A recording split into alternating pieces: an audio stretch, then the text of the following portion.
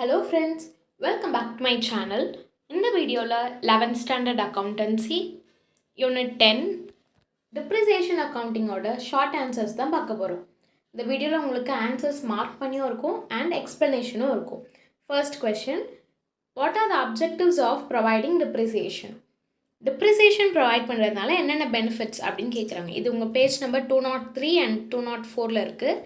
203ல கடைசி paragraph. To find out the true profit or loss, businessக்கு ப்ராஃபிட்டா லாஸா அப்படின்னு எக்ஸாக்டாக கண்டுபிடிக்க முடியும் depreciation ப்ரொவைட் பண்ணுறதுனால. அதுதான் இங்கே சொல்லியிருக்காங்க. இல்லை நீங்கள் அக்கார்டிங் டு மேட்சிங் பிரின்சிபல்லேருந்து இந்த பீரியட் வரைக்கும் எழுதுனா போதும். அண்ட் தென் கடைசி பாயிண்ட் திஸ்லேருந்து அக்கௌண்டிங் பீரியட். இப்போது accounting to matching principle, to the expense incurred during a period must be matched with revenue earned during the period. இப்போ இந்த மேட்சிங் பிரின்சிபல் நம்ம பார்த்தோம் அப்படின்னா நம்மளோட பிஸ்னஸில் எவ்வளோ எக்ஸ்பென்ஸ் ஆகுதோ அந்த எக்ஸ்பென்ஸ் நம்மளோட ரெவென்யூ அதாவது இன்கம் கூட மேட்ச் ஆகணும். அதான் மேட்சிங் கான்செப்ட். நம்ம டிப்ரிசியேஷன் ப்ரொவைட் பண்ணுறது மூலயமா this is to be done to find out the true cost of production, profit or loss of a business for every accounting period. நம்ம depreciation போடுறது மூலயமா நம்மளுக்கு காஸ்ட் ஆஃப் ப்ரொடக்ஷன், இந்த ஒரு particular pen R pencil தயாரிக்க எவ்வளோ ஆச்சு, நம்மளுக்கு அதில் ப்ராஃபிட்டாக லாஸா அப்படின்னு ஈஸியாக கண்டுபிடிக்க முடியும். செகண்ட் பாயிண்ட், இல்லை எனி 3 நீங்கள் எழுதலாம். To present the true and fair view of financial position. நம்மளோட ஃபினான்ஷியல் பொசிஷன் ட்ரூ அண்ட் ஃபேராக இருக்கா அப்படின்னு பார்க்கவும் இது ஹெல்ப் பண்ணும். Depreciation is charged on fixed asset. The book value of fixed asset are reduced to the extent of remaining value is shown in balance sheet. Hence, fixed asset must be shown at their written down value. இந்த ரெண்டு lines எழுதினா போதும். இப்போ நம்மளோட financial பொசிஷனை நம்மளால் பார்க்க முடியும். எப்படின்னா டிப்ரிசியேஷன்றது பொதுவாக ஃபிக்ஸட் அசட்டில் சார்ஜ் பண்ணுறதுனால நம்மளோட பேலன்ஸ் ஷீட்டில் அதை நம்மளால் ஷோ பண்ண முடியும். அது மூலயமா நம்மளோட ஃபினான்ஷியல் பொசிஷன் ஃபேர் அண்ட் ட்ரூவாக இருக்க சான்சஸ் இருக்குது.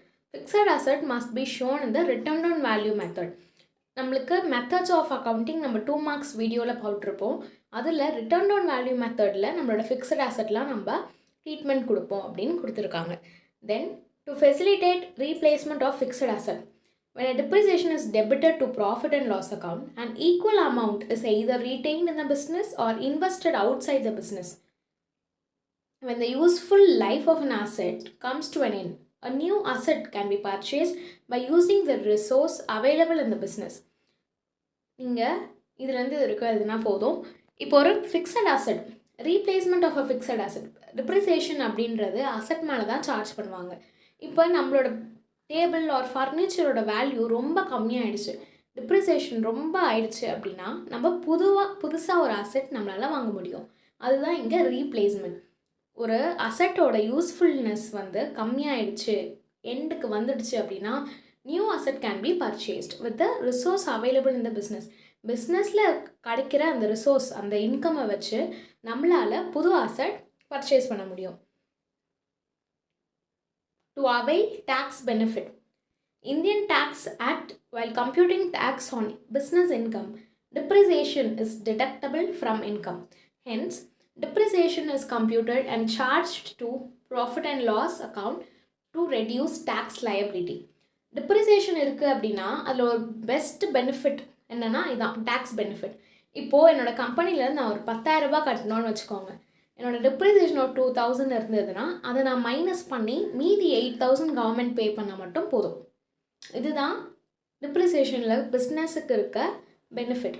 இன்கம் டேக்ஸ் ஆக்ட் என்ன சொல்கிறாங்கன்னா பிஸ்னஸ் இன்கமில் டிப்ரிசியேஷன் டிடக்டபிள். பிஸ்னஸ் இன்கம் 1,00,000 இருக்குது, அதில் டிப்ரிசியேஷனை மைனஸ் பண்ணி மீதி இருக்க அமௌண்ட்டை நீங்கள் கட்டலாம் அப்படின்னு சொல்கிறாங்க. To comply with legal requirements, depreciation is provided on fixed asset to comply with the provisions of law. Legal ரெக்குவயர்மெண்ட்ஸ்னால் நம்மளோட லாக்கு நம்மளால் கரெக்டாக இருக்குமா அப்படின்னு பார்க்க முடியும். இன்கம் டேக்ஸை தவிர்த்து பல செக்ஷன்ஸ்லேயும் நம்ம கரெக்டாக இருக்குமான்னு டிப்ரிசியேஷன் வச்சு நம்ம டிக்ளேர் பண்ண முடியும். Section 123 Indian Companies Act 2013 requires every company to provide depreciation on fixed asset before declaring dividend to its shareholder. இப்போ ஒரு கம்பெனிக்கு முக்கியமான ஒன்றே டிவிடெண்ட் டு ஷேர் ஹோல்டர்ஸ் தான். அதை டிக்ளேர் பண்ணுறதுக்கு முன்னாடியே ஃபிக்ஸட் அசட்டில் டிப்ரிசியேஷன் காமிச்சிருக்கணும் அப்படின்னு ஒரு ஆக்ட் இருக்குது. அதுதான் இங்கே சொல்கிறாங்க. இப்போ இதில் 5 பாயிண்ட்ஸ் இருக்குது. 3 மார்க்ஸுன்றதுனால நீங்கள் எனி 5 ஹெட்டிங்ஸ் உங்களால் படித்து எழுத முடிஞ்சால் 5 ஹெட்டிங்ஸ் எழுதிட்டு எனி 3 எக்ஸ்பிளைன் பண்ணணும். எது உங்களுக்கு இப்போ நான் எக்ஸ்பிளைன் பண்ணதில் ஈஸியாக இருக்கோ அதை நீங்கள் எழுதலாம். செகண்ட் கொஸ்டின் பார்க்கலாம். What are the causes of depreciation? எதனால் டிப்ரிசியேஷன் வருது அப்படின்னு பார்க்கலாம். Wear and tear. Normal use of tangible asset results in physical deterioration which is called wear and tear. When there is wear and tear, the value of asset decreases proportionately. Wear and tearனா நம்ம ஒரு tangible asset, tangibleனா கண்ணால் பார்க்க முடியும், தொட முடியும். Example computer table, furnitures ஏதாவது.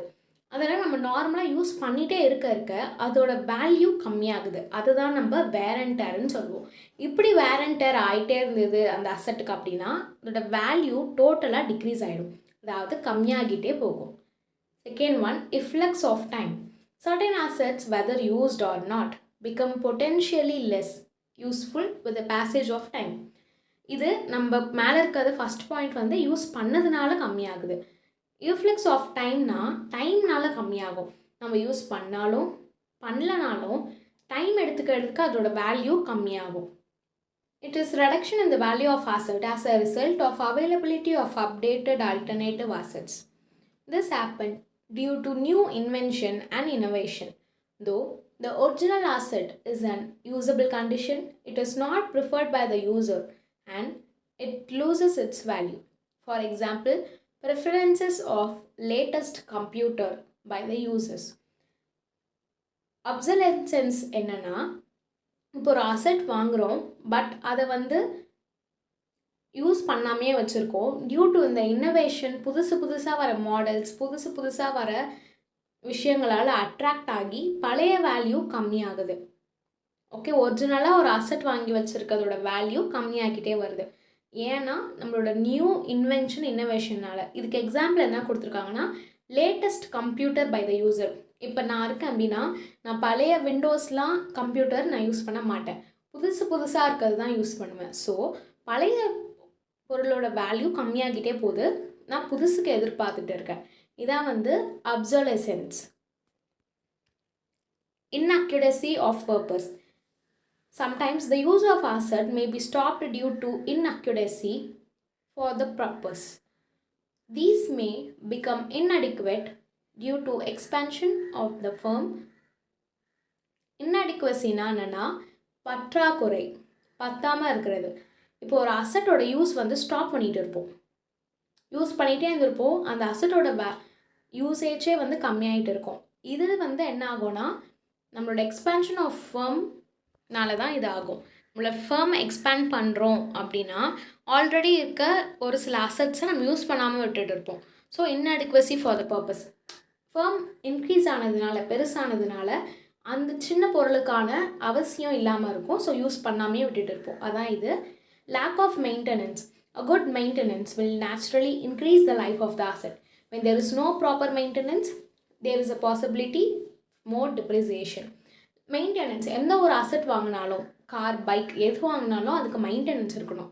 Computer table கூட எடுத்துக்கலாம். மெயின்டெனன்ஸ் இருந்து கரெக்டாக பார்த்துக்கிட்டோன்னா அதோட லைஃப் வந்து இன்க்ரீஸ் தான் ஆகும், தவிர டிப்ரிசியேஷன் நம்ம போட மாட்டோம்.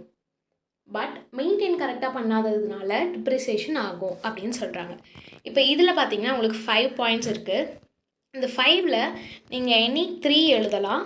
எது ஈஸியாக இருக்கோ எனி 3, 5 ஹெட்டிங்ஸுமே எழுதிட்டு எனி 3 எக்ஸ்ப்ளனேஷன் கொடுத்தீங்கன்னா it's more then enough. Third question பார்க்கலாம். State the advantages and limitations of straight line method of depreciation. Page number 207 and 208 இருக்குது. Merits. First straight line method use பண்ணுறதுனால என்னென்ன பெனிஃபிட்ஸ் அப்படின்னு பார்ப்போம். எனி 3 எழுதுங்க. Simple and easy to understand. Computation of depreciation under this method is very simple and easy to understand.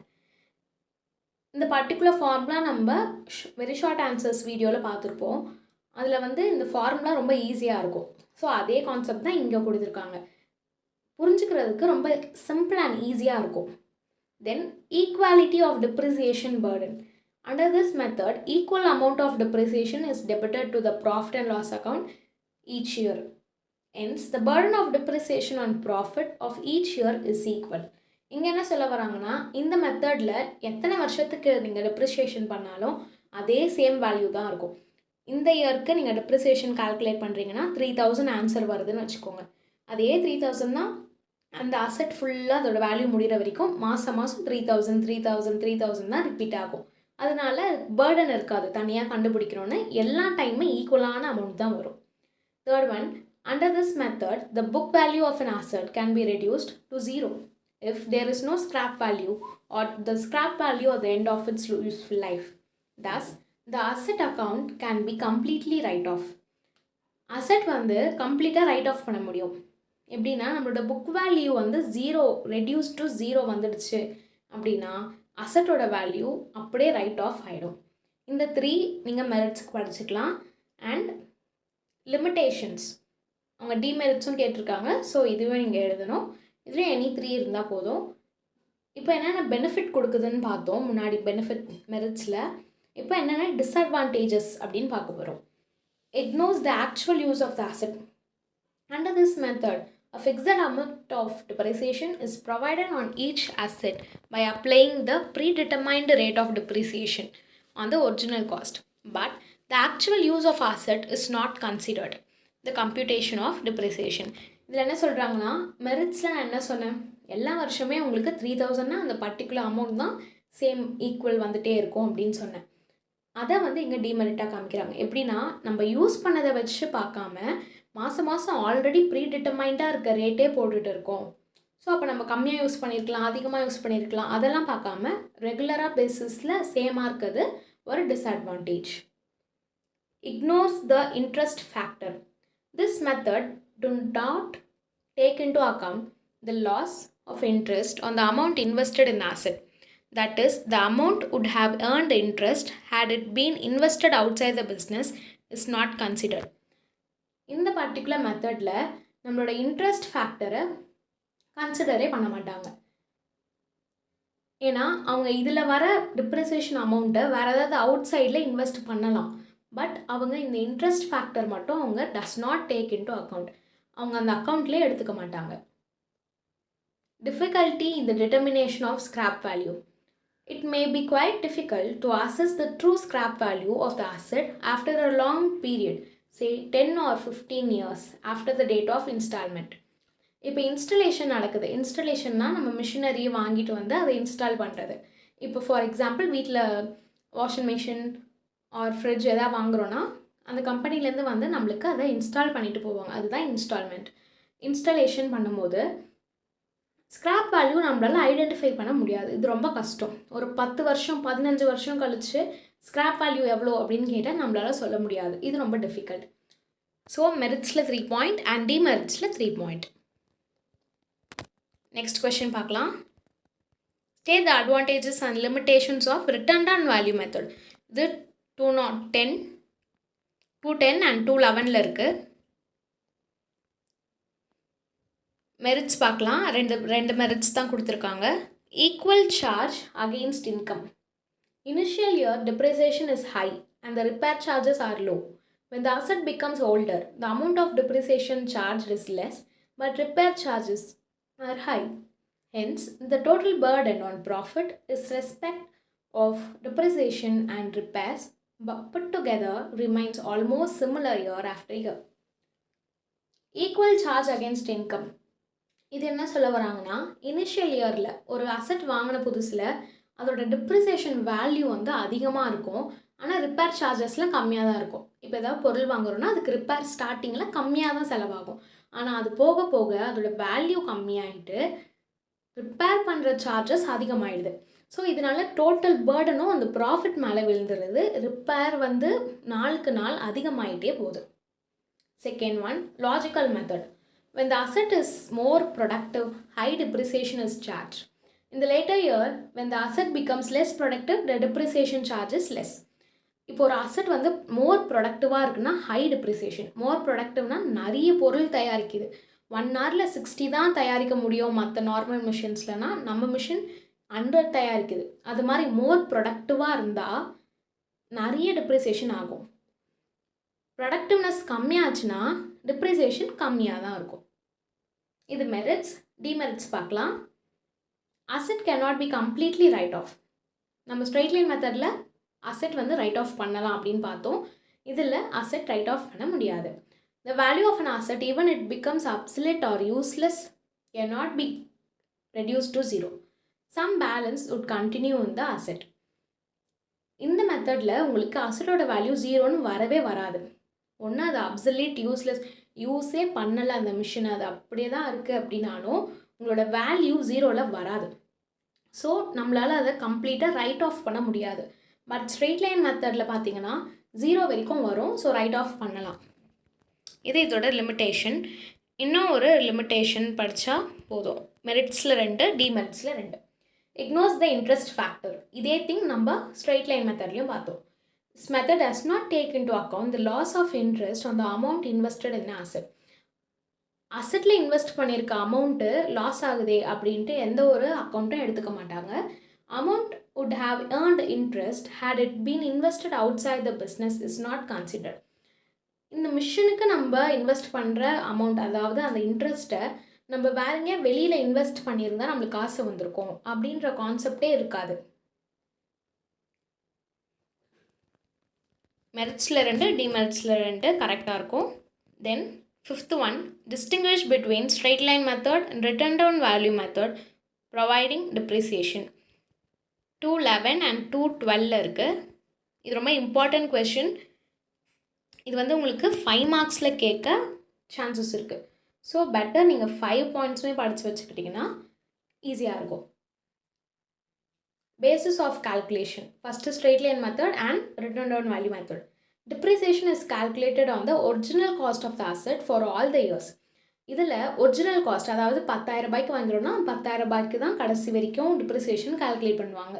But இதில் depreciation is calculated on the written down value of the asset. நம்ம 10,000 ரூபாய் நம்மளோட asset வேல்யூனா அதில் எவ்வளோ depreciation minus ஆகிருக்கு, ஒரு 2,000 வச்சுக்கிட்டிங்க. அப்போது 10,000ல் 2,000 minus பண்ணி மீதி இருக்க அமௌண்ட்டில் தான் இங்கே டிப்ரிசியேஷன் கால்குலேட் பண்ணுவாங்க. அதாவது அந்த 8,000ல் தான் நம்மளுக்கு ரிட்டர்ன் டவுன் வேல்யூவில் என்ன அமௌண்ட் வருதோ அதில் டிப்ரிசியேஷன். அமௌண்ட் ஆஃப் டிப்ரிசியேஷன் இது வந்து சேம் ஃபார் ஆல் இயர்ஸ். எல்லா வருஷத்துக்கும் சேமாக தான் இருக்கும். இதில் எல்லா வருஷத்துக்கும் கம்மியாகிட்டே போகும். Book value of the asset at the end of the life. இதோட புக் வேல்யூ 0 வரைக்கும் கண்டிப்பாக வரும். பட் இதோட புக் வேல்யூ 0ல் வரவே வராது. Computation of rate of depreciation. It is easy to calculate. இது வந்து நம்மளோட சின்ன 2 ஃபார்முலா போட்டால் ஈஸியாக கால்குலேட் பண்ணிடலாம். பட் இது கொஞ்சம் டிஃபிகல்ட். ஏன்னா ஒரு வருஷமும் ரிட்டர்ன் டவுன் வேல்யூவில் பண்ணுறதுனால கொஞ்சம் டிஃபிகல்ட்டாக இருக்கும். Order of calculation of depreciation amount. Depreciation is calculated first followed by the rate of depreciation. இதில் அமௌண்ட் ஆஃப் டிப்ரிசியேஷன் தான் ஃபஸ்ட்டு கண்டுபிடிப்போம் அந்த ஃபார்முலா படி, அண்ட் அப்புறம் தான் ரேட் கண்டுபிடிப்போம். ஆனால் இதில் ரேட்டு ஃபஸ்ட்டு கண்டுபிடிச்சிட்டு அமௌண்ட்டை கடைசியாக கண்டுபிடிப்போம். அவ்வளோதான். இந்த 5 நீங்கள் நல்லா படிச்சிட்டிங்கன்னா 5 மார்க்ஸில் வரவும் சான்சஸ் இருக்குது.